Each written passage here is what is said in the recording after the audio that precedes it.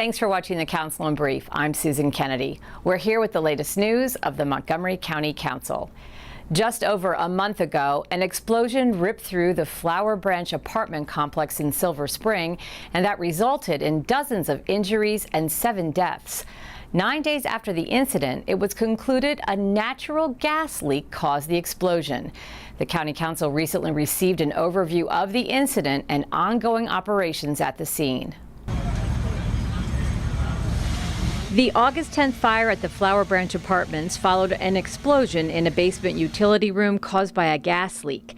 The blast could be heard as far away as 2 miles, and the fire was fed by the leak for more than 1 hour after the explosion. Washington Gas was not present at the council briefing. However, Fire Chief Scott Goldstein told council members the fire was fed for more than an hour because the gas shutoff valve was in the debris field and they could not reach it. Also part of the briefing, the county response to the dozens of families who were displaced by the blaze. There would be an emphasis in this event on providing services, social services to those impacted. There was not an emphasis on any sort of immigration enforcement. Immigration status was not considered at any point throughout this response. It was of critical importance to us to make sure that everyone had the resources that we could provide them, and not on their legal status. Councilmember Mark Elrich visited the apartment several times after the incident. He says this is the biggest mass tragedy in the history of the county, and it's raised a lot of concerns. You're dealing with something that's, just kind of a freak one-off accident, or whether you're dealing with something that, could be prevented, that, we could have done things differently, or somebody could have done things differently that would have altered the outcome.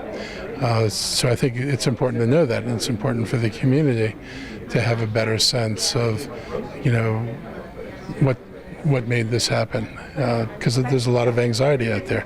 Does everybody have to worry about, if you're enrolled in an apartment building, is this going to happen to them? However, when it's all said and done, the NTSB won't have the final results of its report until 9 to 12 months from now. Is your report going to identify what your agency has determined to be the probable cause of the explosion? That's correct, ma'am. Our mandate by Congress is to determine the probable cause of the accident.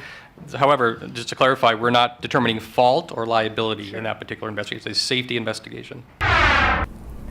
Greater Lyttonsville is a culturally diverse community located in western Silver Spring. It's also the site of 2 future Purple Line stations.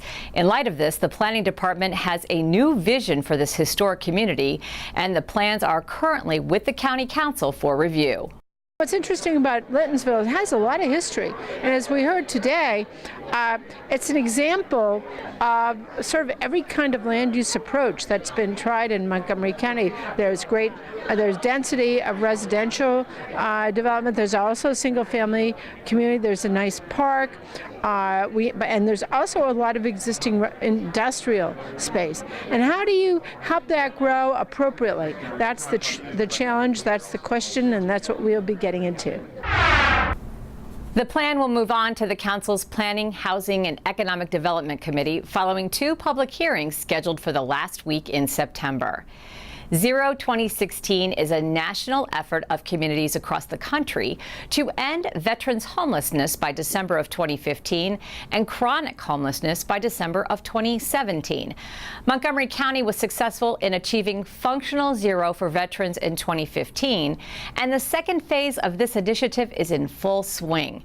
Councilmember George Leventhal gave us an update on where efforts stand to achieve this goal. We've identified 209 chronically homeless clients. It's likely that 121 units will be available at 121 housing placements. So we're still short in what we have available to house these folks, and that's going to be an ongoing conversation. The county executive, I hope, will make an important gesture when he sends us his budget. It would be a tremendous accomplishment if we were able to really reduce the prevalence of chronic homelessness, and that's our goal.